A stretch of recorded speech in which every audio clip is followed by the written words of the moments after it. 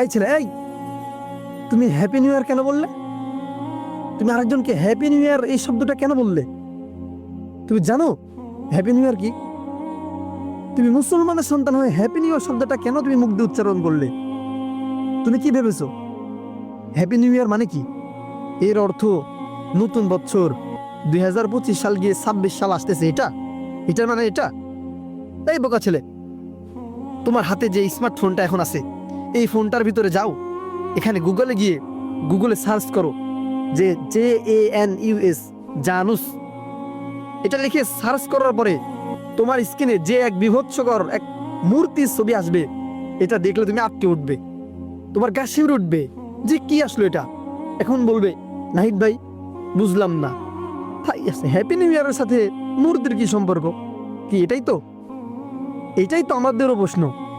তুমি দেখো, এমন একটি মূর্তি আসবে এবং মূর্তির নিচেও একটা ইতিহাস আসবে, ইতিহাসটা পড়ো, তাহলে তুমি খুব ভালো করে বুঝতে পারবা যে হ্যাপি নিউ ইয়ার এটা কি। হ্যাপি নিউ ইয়ার এটা হচ্ছে খ্রিস্টান, রোমান মুশরিক, ইহুদি, তাদের তৎকালীন সময়ে তারা এই 31 একটা পূজা তারা করত। তাদের এই পূজার মূর্তির নাম হচ্ছে জানুস, যার মাথা হচ্ছে 2টা। এই মূর্তির পূজা তারা এই হ্যাপি নিউ ইয়ারে করত। এখন বলবে যে নাহিদ ভাই, মানে আপনার কথা তো বুঝতেছি না, মাথাতে যাচ্ছে না।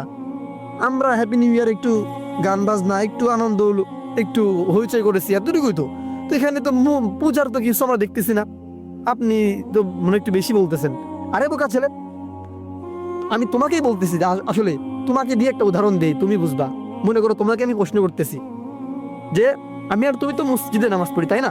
মসজিদে নামাজ পড়ি, তো নামাজের সময় হয়ে গিয়েছে, নামাজের রক্ত হয়ে গিয়েছে।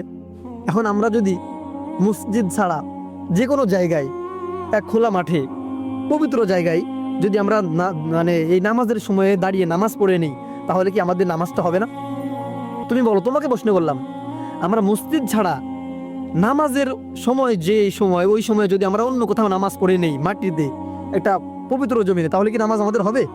এখন তোমার উত্তর আসবে, হ্যাঁ নাহিদ ভাই, নামাজ তো অবশ্যই হবে, কারণ নামাজের ফরজ যখন হবে, নামাজের সময় আসলে নামাজ পড়তে হবে, নামাজ হয়ে যাবে, এখানে মসজিদ জরুরি না।